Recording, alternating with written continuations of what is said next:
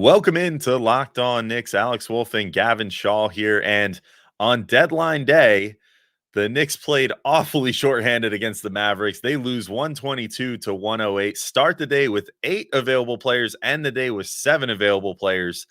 And unfortunately, that availability is not getting much better. OG Anunoby having a surgery on his elbow, so he's going to be out at least 3 weeks. We'll talk about that. Talk about Donte DiVincenzo playing like an all-star right now, even with needing to create his own shot and everything else in this game. And about yet another injury, Isaiah Hartenstein has to leave this game early and ends up not returning for the second half. So lots to talk about next on Locked On Knicks.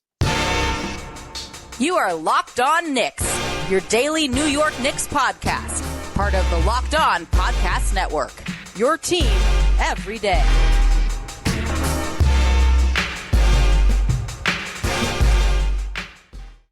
All right, welcome in to Locked On Knicks, and we want to thank you guys for making Locked On Knicks first listen today and every day, whether you're checking us out on your favorite podcast platform or taking in the sights and sounds on YouTube. We appreciate you making us a part of your daily routine. Make sure you hit that auto download function or the notification bell on your favorite podcast app or YouTube, just to make sure you never miss an episode in case there's a day like today. Sometimes stuff happens. We go live.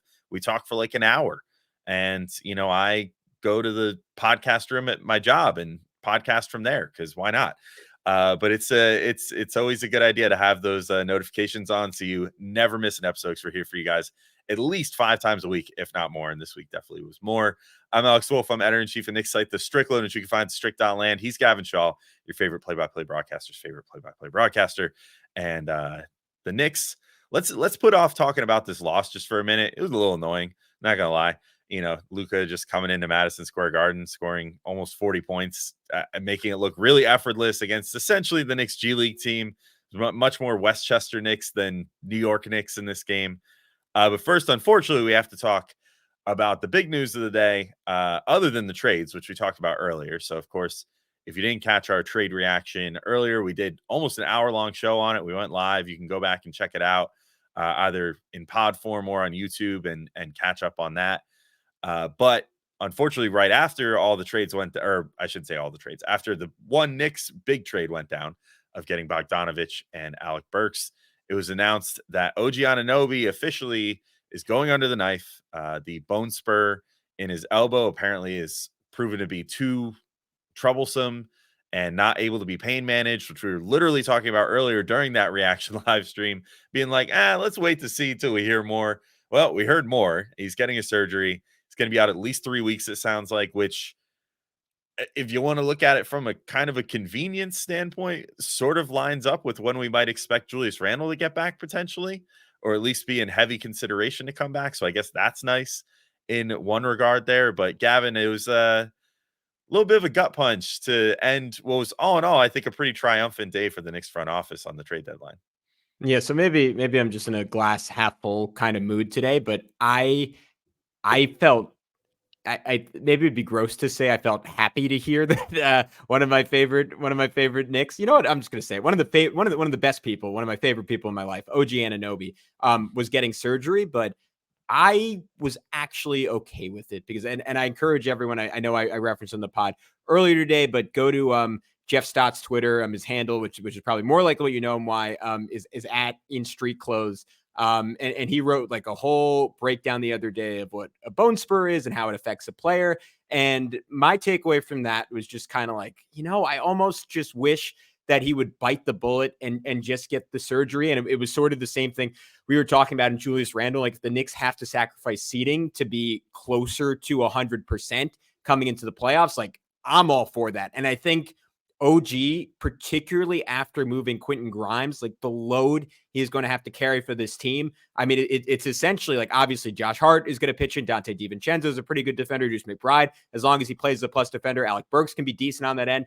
But the heart of this defense is OG Anunoby and Mitchell Robinson and Isaiah Hartenstein. And he is just going to have an enormous amount of pressure on him, I think, to play 40 plus minutes in some playoff games and track a Jason Tatum. And any, like, him being at 92% versus him being pretty close to 100% with that elbow, like, I could potentially swing a series for the Knicks. Like if we're going championship hunting, this is going to come down to very small margins. And it was an injury that was ultimately going to leave him uncomfortable. And possibly with limited range of motion, even if the Knicks manage it exceptionally well. I think, Alex, I'm gonna throw it back to you to get your thoughts on this theory, but it seemed pretty clear what the Knicks have been doing. Like, they probably wanted to see if it would get better without surgery, but I think once they got close to the deadline, they didn't want to reveal to another team that they were desperate in any meaningful way.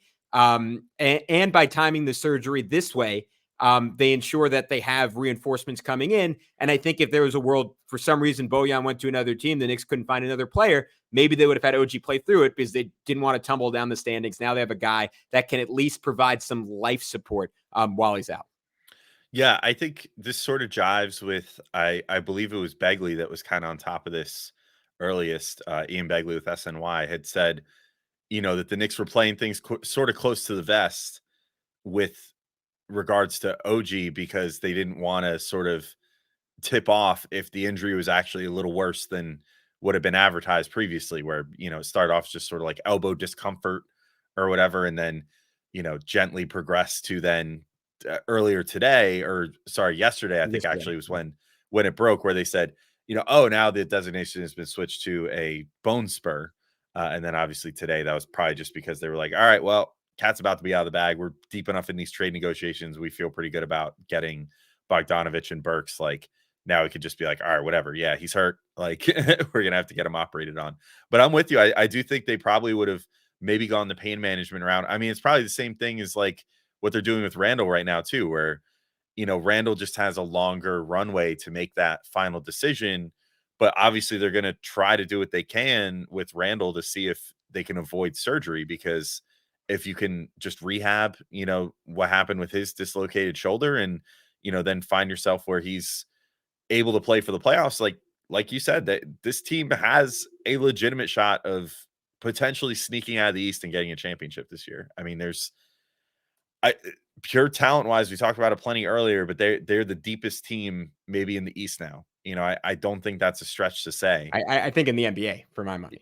That's true. I mean, I'm just looking in the scope of the East just because that's what we look at the most, but they probably are the deepest team in the NBA. There's not too many teams that could be like, hey, Alec Burks is like our eighth man, like guy, ninth man. Yeah, I mean, depending on, because if you have Mitch and Hartenstein, one of those two is definitely considered like higher up the totem pole, even if not from like a scoring perspective. I mean, that's crazy. That's absolutely crazy to think about. So yeah, I like the move too, especially, if it actually takes like 3 weeks, then great. It is. I do think the exact wording was like they're going to evaluate him again after 3 weeks, but he should be able to return to basketball activities then. Fine, that's cool by me. I know he's going to stay in shape. The guy is the maybe the craziest physical specimen the Knicks have had in the last 15 years. Like, when you just look at him. So I know he keeps himself in really good shape. I know he's going to be doing whatever he can to be ready to rock the second that he's good to go. So I don't think it should take too much longer than whatever the timetable is. I wanted to note on that front real quick, Alex. Joe Johnson, because normally these surgeries are performed in the offseason just because they can be managed, so they're not considered a necessity. But Joe Johnson came back in 19 days when he got it. The slightly more concerning one is a Knicks legend, Bill Walker out of Kansas State. Shout out.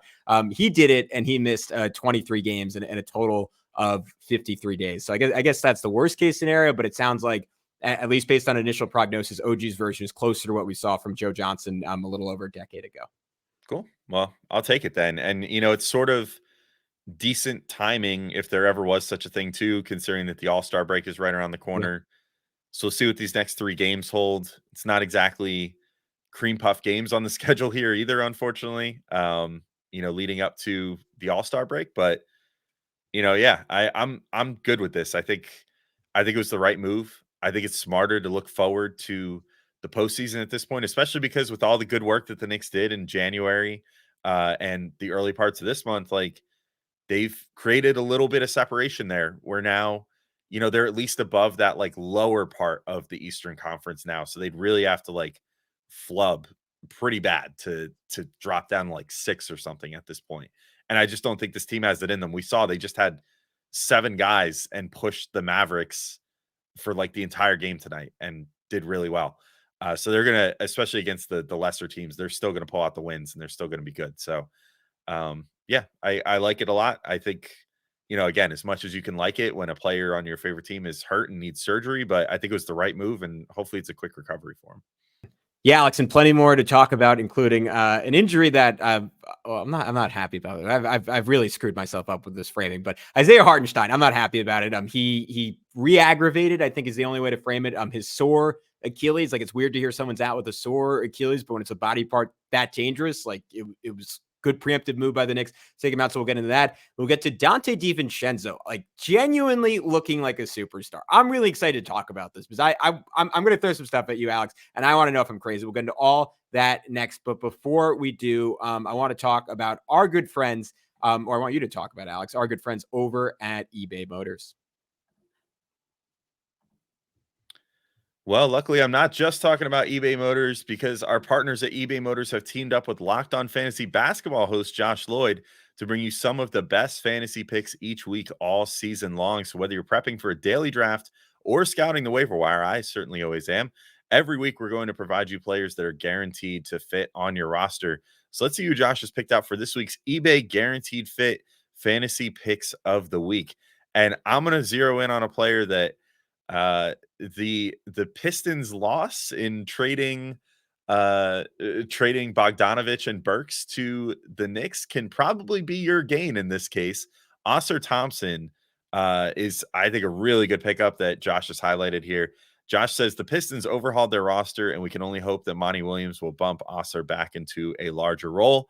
I think that has to be the case at this point. You know, they got rid of the vets that were, I don't want to say weighing down the roster, but certainly taking up valuable playing time. Also, much like we used to talk about, the Knicks need to take away certain temptations from Tibbs. I think that they've taken away some temptations away from Monty Williams to just, for whatever reason, bury his really talented young players. And Thompson, especially if you're in a 9-cat league like I am, very, very valuable because he's going to stuff that stat sheet, even if he's not necessarily going to hit the three-pointers for you, or maybe not even do the best on like field goal percentage or just straight up points. He'll hit those rebounds, steals, assists, and blocks, and all those other good stats that you are usually at a premium in a 9-cat league. So I like Oscar Thompson a lot too. But Josh Lloyd from Locked On Fantasy Basketball is going to help you win your fantasy championship, and eBay Motors knows a championship team is about each player being a perfect fit. That's the same with your vehicle. And I've gotten some parts off eBay Motors before, and I can attest it's an easy experience. It's honestly usually a better deal than most other places because you could shop around a little bit, find a good seller. Of course, if you ever use eBay before, the price isn't always the price either. You can always make a best offer on a buy it now listing and potentially get something for a lot less than what it's listed for, which is really cool. So the authenticity, or the guaranteed fit, is just the icing on the cake where, you know, you can say, hey, I know that I'm making a good purchase. So with over 122 million parts for your number one ride or die, you can make sure your ride stays running smoothly. Brake kits, LED headlights, roof racks, bumpers, whatever your baby needs, eBay Motors has it. And with eBay Guaranteed Fit, it's guaranteed to fit your ride the first time, every time, or your money back. Plus, at those prices, you're burning rubber, not cash. So keep your ride or die alive at ebaymotors.com. eBay Guaranteed Fit, only available to U.S. customers. Eligible items only. Exclusions apply.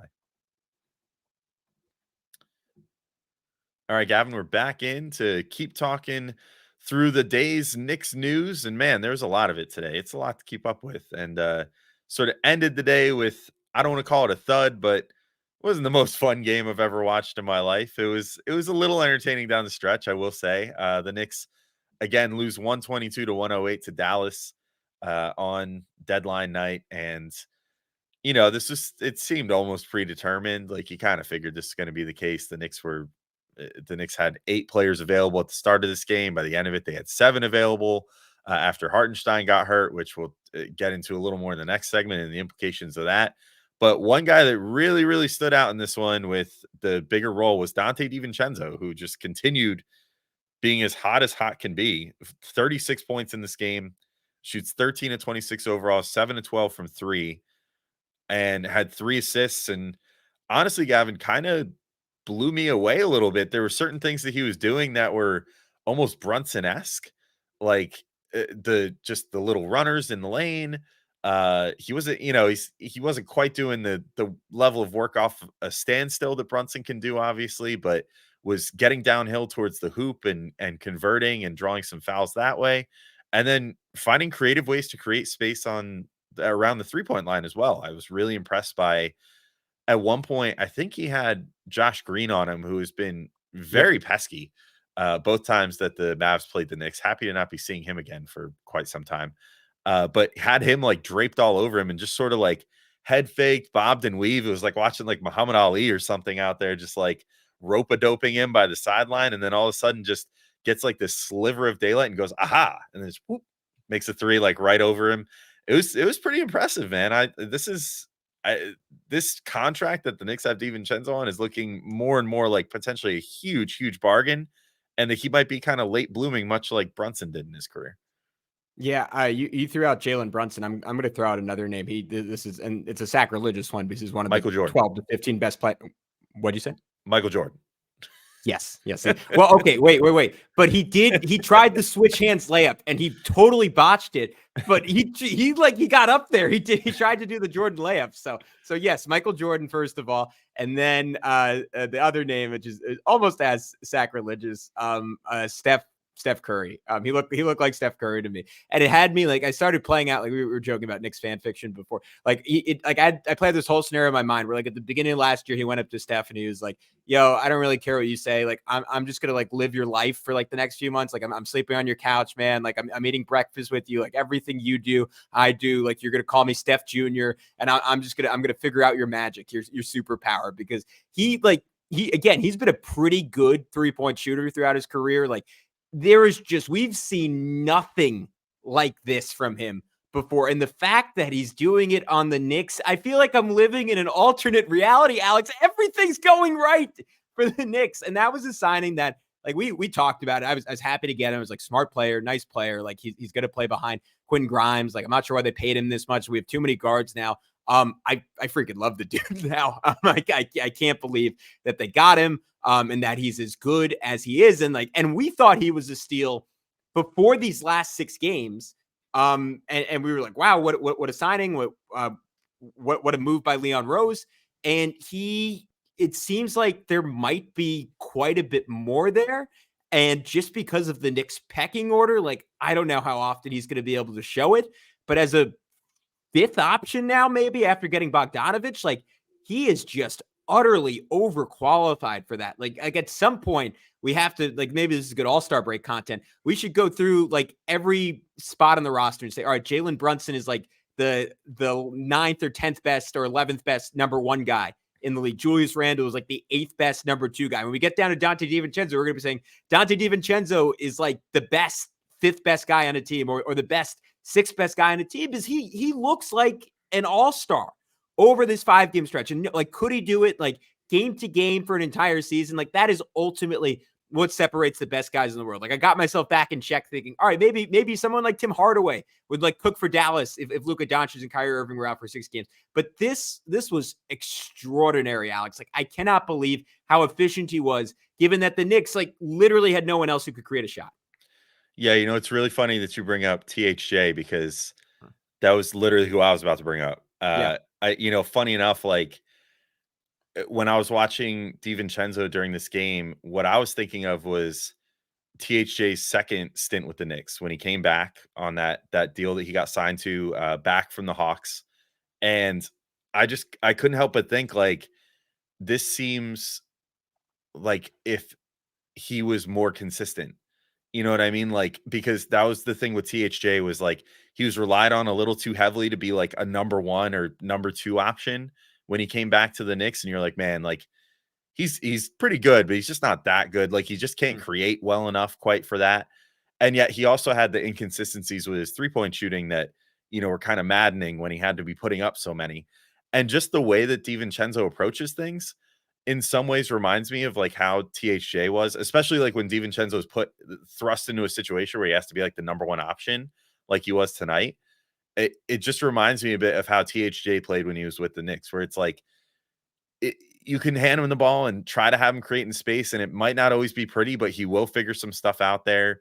He's crafty at getting his looks from 3, and he's going to ultimately like give you the points that you need. And in this case, also with DiVincenzo lately, it's like he's also going to do it while shooting like 50% and like over 50% from 3, which is Tim Hardaway Jr. could have done that back in the day.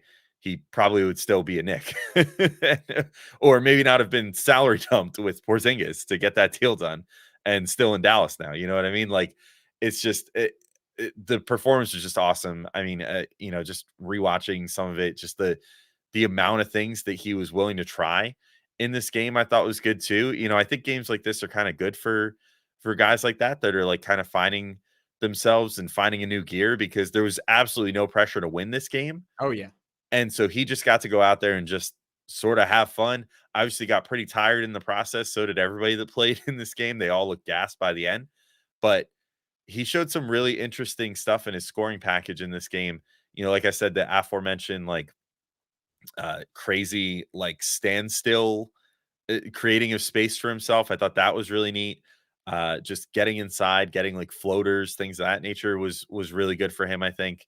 Because if he works on that and can nail that down, then that kind of moves the fact that he's not the best finisher to the side. Because if you could develop a good floater, then as we saw with like Emmanuel quickly early in his career and stuff like that, you don't really need to worry too much then, because if you have a floater that you can hit a decent amount of the time, then it makes it less noticeable if you're not the best around the rim. So yeah, I but mean, he I also did had some good takes around the rim. So Yeah, I was gonna just say, like, the fact that he's getting guarded 30 feet out now, I think has made all the difference in terms of his at the rim finishing. Because it's similar to Steph, where Steph is super quick, but he's closer to Brunson than like Russell Westbrook. Like, he's not hyper explosive, and Dante's probably a little bit further down that athleticism totem pole. At least, like, obviously vertically, DiVincenzo's better than either of them, but in terms of quickness, he's maybe a little bit less. But when people are guarding you out 30 feet and you're an NBA guard, like, it is, unless you are a Quentin Grimes, Deuce McBride, OG Anunoby type defender, like, you're just not going to have a lot of luck in those situations. And we see him now again in a game where they didn't really have to worry about anyone else. You can play off of Josh Hart, you can play off Precious Achiuwa, and yet, like, it wasn't, he obviously started 2 for 8, like, it wasn't perfect, but he's still getting layups, he's still getting all the way to the rim. And to me, that is telling, like, when he gets back to being the fourth option, what kind of shots are these guys going to get? And what kind of shots is he going to get, I should say. Yeah, and I'm really excited to see what happens for Bogdanovich in that regard too, after having to just kind of like scrape and claw for everything in Detroit, just how efficient he's going to be able to be, being, probably unguarded on a lot of possessions, which is crazy. Not in the immediate future. I think he's going to be, unfortunately, probably the Knicks' number 1 option the second that he steps on a floor this Saturday, if Brunson is still out. But we'll see how that all goes. Unfortunately, though, we've reached the point where we have to talk about Isaiah Hartenstein's injury, because it's probably significant for the Knicks. I mean, it didn't look like he was like significantly hurt. He did like finish out the first half, but does not come back for the second half with the same Achilles issue that was bothering him previously, or at least we assume so, based off the fact that that's what he left with. So we'll talk about that in a second, plus some other housekeeping notes and a little reflection on the day. But Gavin, first, if anybody's looking to get a new car, I think now's the time to tell them about our next sponsor. Yeah, Alex, we got to talk about our boys over at Nissan. Are you the kind of driver that likes to push things a little further? Ever wonder what adventure could be around the next corner? Our friends at Nissan have a lineup of SUVs with the capabilities to take your adventure to the next level. The 2024 Nissan Rogue is perfect for city drivers and great escapes. Class executed, Google built-in is your always updating assistant to call on for almost anything. Gone are the days of connecting your phone. Google Assistant, Google Maps, and Google Play Store are built right into the 12.3-inch HD touchscreen infotainment system. The 2024 Rogue is the perfect midsize crossover for your next adventure. The 2024 Nissan Armada will change what you expect from a full-size SUV. Picture a rugged 4x4 that can seat up to 8 in first-class luxury and style. Tow big and explore further in the 2024 Armada. Take the Nissan Rogue, Nissan Pathfinder, or Nissan Armada and go find your next big adventure. Shop nissanusa.com.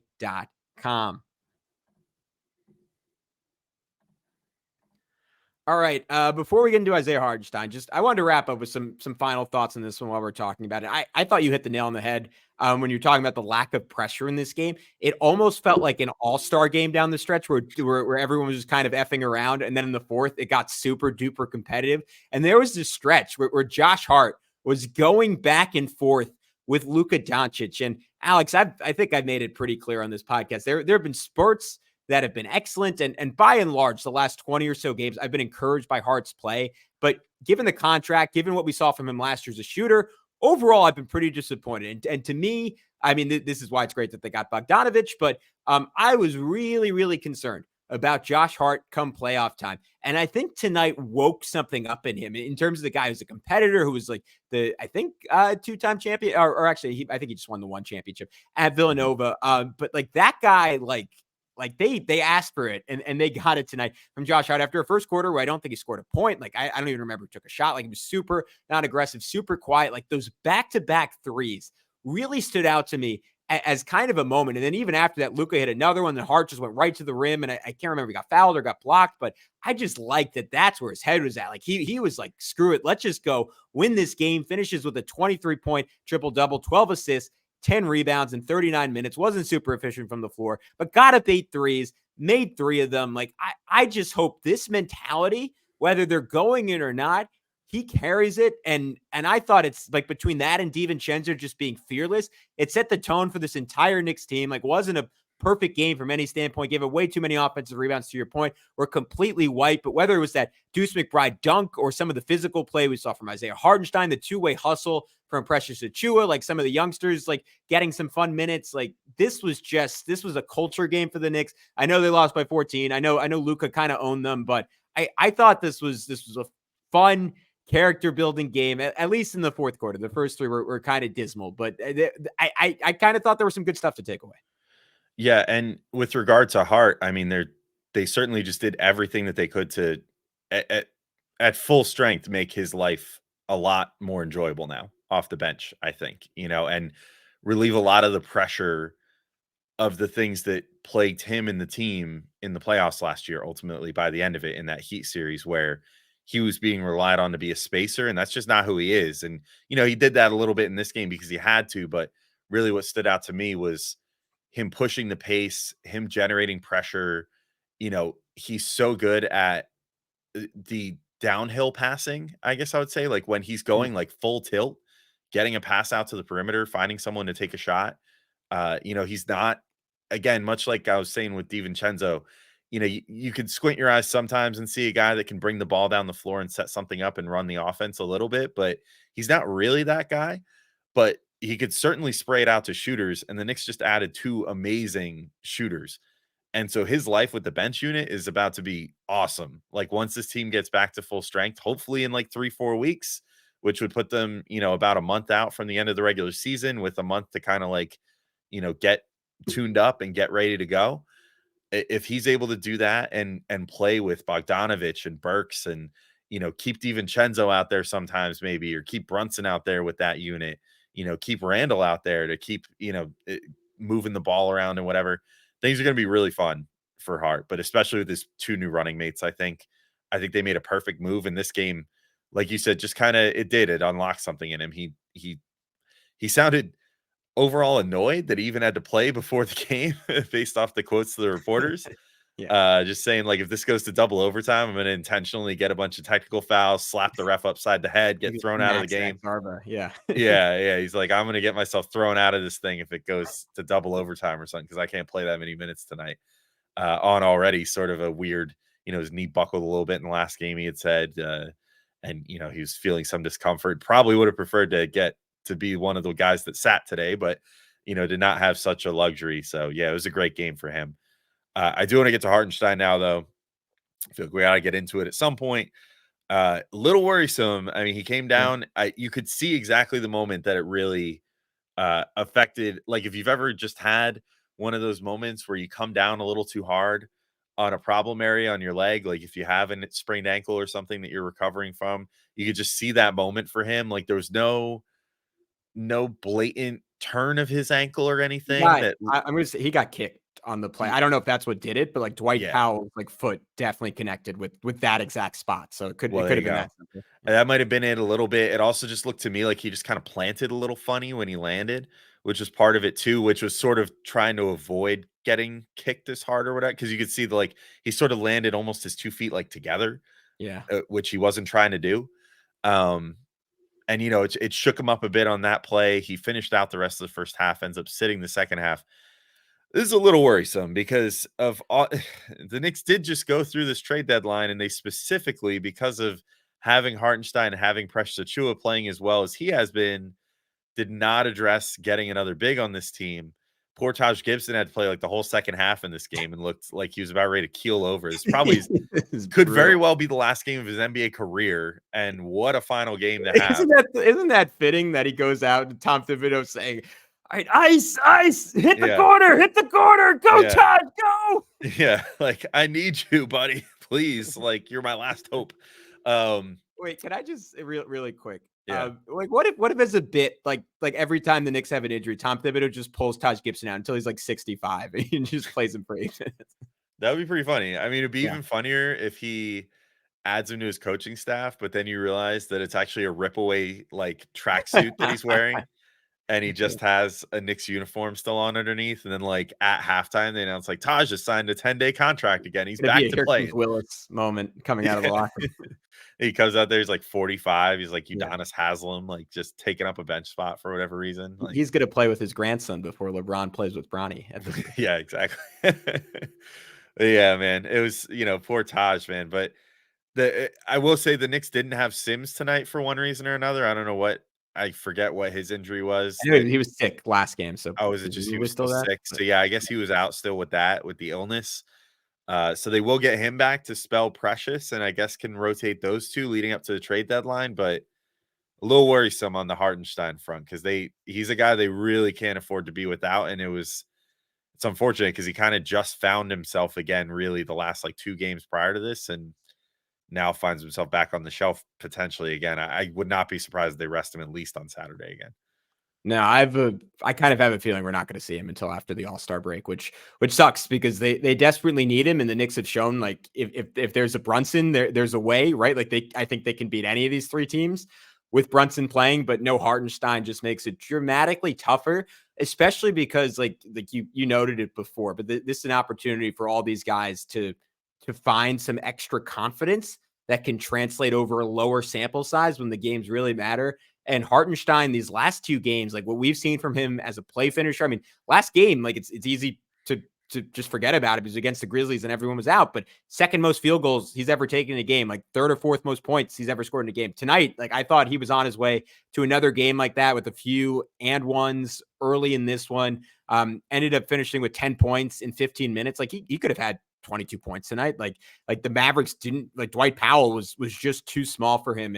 And to lose like Sims has had some moments. Achiuwa's had some moments. Obviously, that duo beat Nikola Jokic, so you got to say the Knicks can maybe beat anyone with both of them.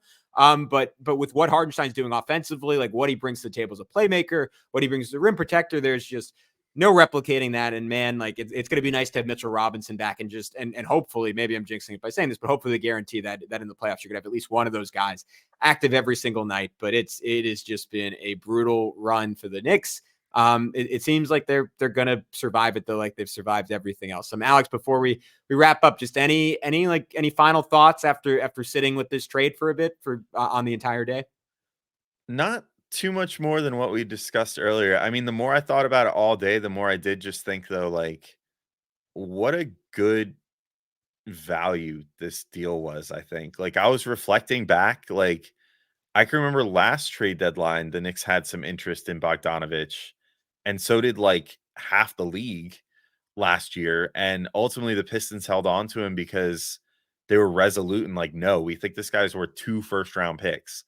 And then there was even some scuttlebutt leading up to this trade deadline that was like, no, they think he's worth at least a first-round pick, like if not more.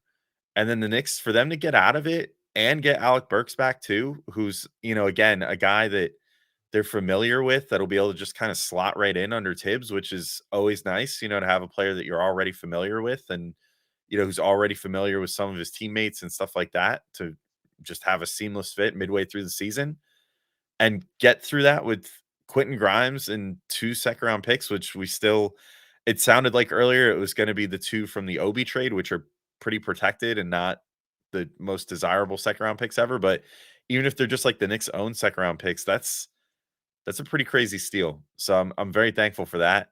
Mostly, I'm just really excited to see these guys take the floor. Excited to welcome Burks back. Excited to see Bogdanovic's old man game in person and see him be, one of the slowest 20-point scorers in NBA history. But yeah, I think it's going to be a lot of fun.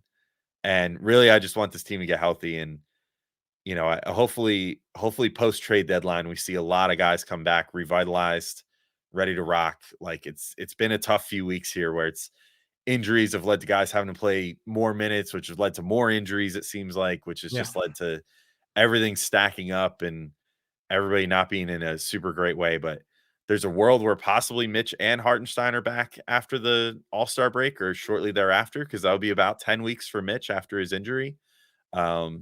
There's a world where Randall and Anunoby get back another week or two after that.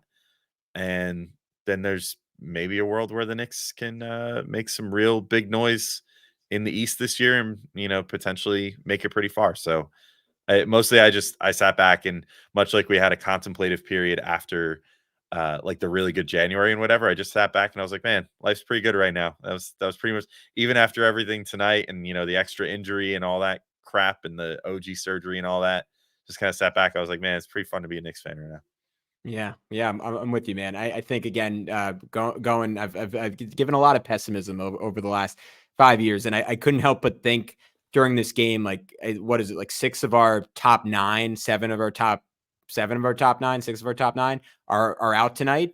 And yet, despite that, this team is so much better and more competitive than the teams we watched our first 2 years doing this podcast.